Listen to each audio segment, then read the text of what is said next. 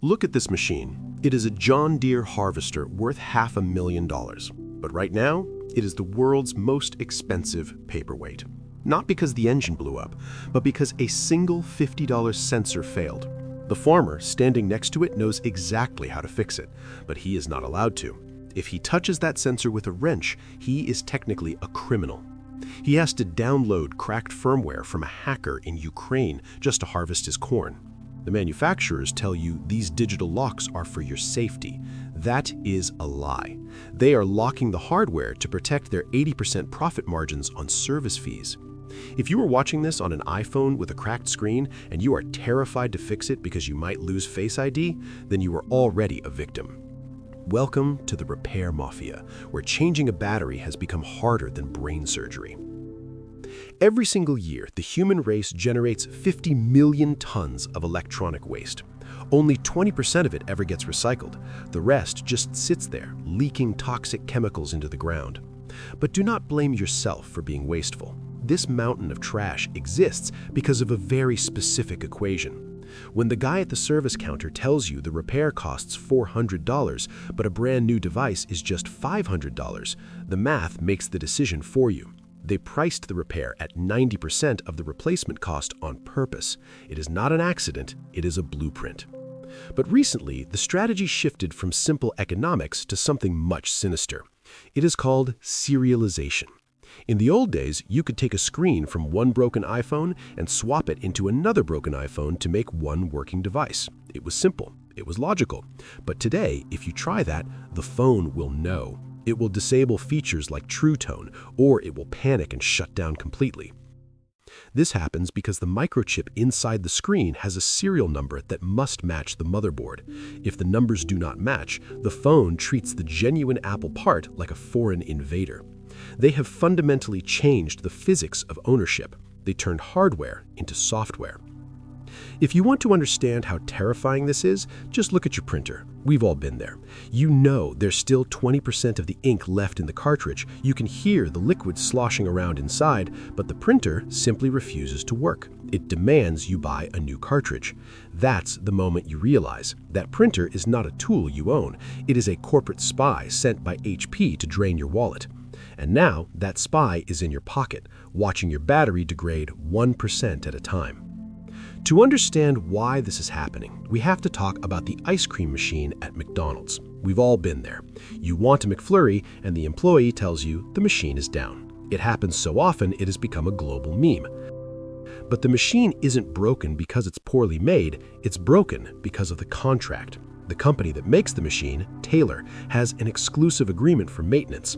They make 25% of their total profit just from fixing these machines.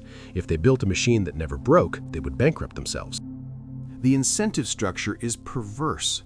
They are financially rewarded for failure. Now, take that logic and apply it to the device in your pocket. Apple and Samsung looked at the ice cream machine model, and they got jealous. That is why they stopped using screws and started using industrial-strength glue. It is why they made the entire back of the phone out of glass, a material guaranteed to shatter if you drop it on anything harder than a pillow. They claim it is for aesthetics or water resistance. That is nonsense. They use glue because glue makes it terrifying for you to open the device. They have built what they call a walled garden. But inside this garden, you are not the gardener, you are the compost. They control the supply of genuine parts, so you cannot buy them. They hide the circuit schematics, so independent repair shops have to work blind. And most importantly, they lock the diagnostic software behind a corporate firewall. Imagine if your mechanic had to ask Ford for permission every time he wanted to check your engine light. That is the reality of modern tech. They have created artificial scarcity to drive the price of repair up until buying a new phone feels like the only logical choice. It is not a bug in the system, it is the entire point of the system.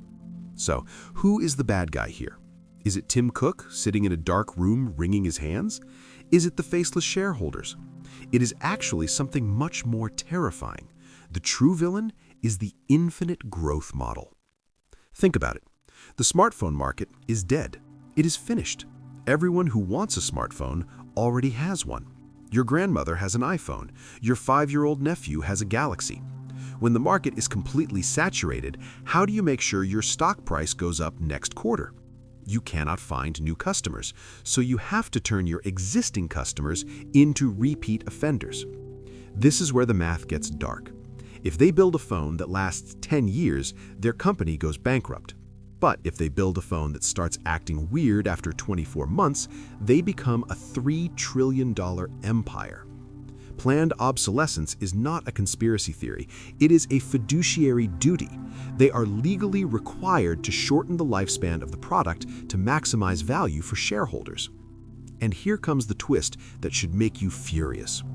Remember when they removed the charging brick from the box? They stood on stage with sad music playing and told us it was to save the planet. They called it courage. That is absolute malarkey. It is the highest level of greenwashing I have ever seen. While they're saving a few grams of plastic on a charger, their anti-repair policies are forcing millions of perfectly good phones into landfills every year. They are pretending to be environmentalists while simultaneously designing the most wasteful product cycle in human history. Now, I can hear the tech defenders in the comments already. But wait, sealing the battery inside makes the phone thinner. It makes it waterproof. You cannot have a removable battery and water resistance at the same time. Stop. Just stop.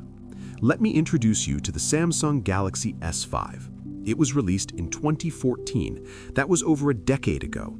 It had an IP67 water resistance rating.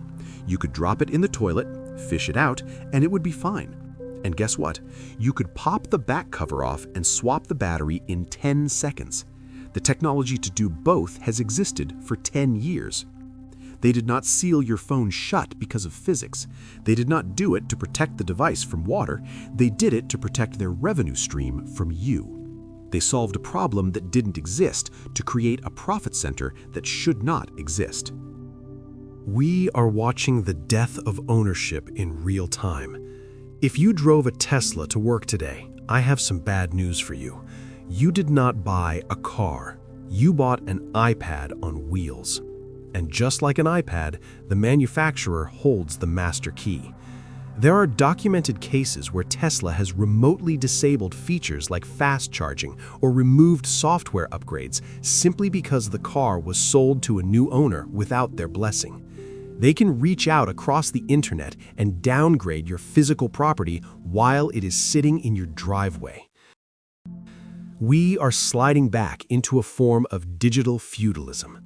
In this system, big tech companies are the feudal lords, and we are just the peasants working their land.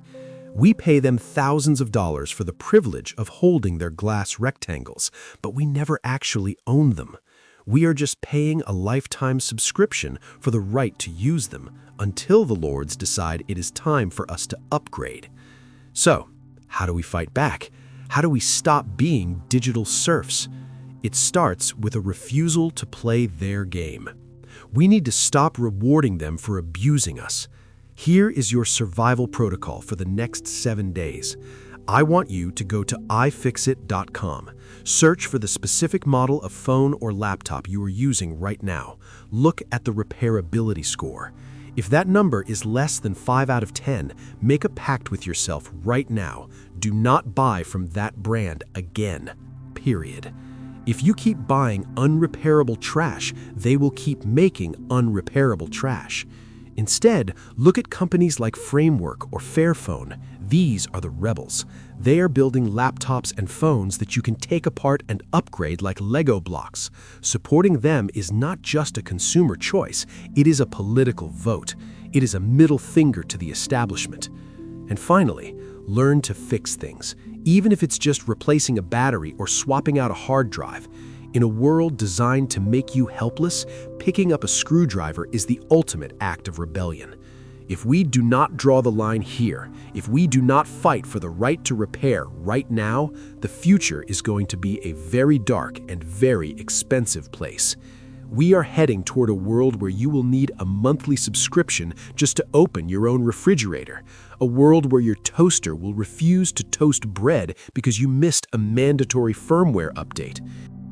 It sounds like a dystopian joke, but remember, BMW already tried to charge people $18 a month just to use the heated seats that were already installed in their cars. The infrastructure for total control is already built. They're just waiting for us to get used to it. This is why repair matters. It is not just about saving money. It's not just about being cheap. Repair is freedom. When you take a device apart, when you see the green boards and the battery and the wires, you strip away the marketing magic. You stop seeing a mysterious black box that you're afraid to touch, and you start seeing a machine that you can master. Repair is the ultimate assertion of sovereignty over the physical world. It is the only way to prove that you are not just a passive consumer designed to swipe a credit card until you die. It is the difference between owning your life and merely renting it. They want you helpless. They want you afraid of the hardware you paid for. Do not give them that satisfaction. That cheap screwdriver sitting in your junk drawer has more power than you think. Pick it up. And while you're at it, subscribe to the channel, because we are going to keep taking apart the lies of big tech, one screw at a time.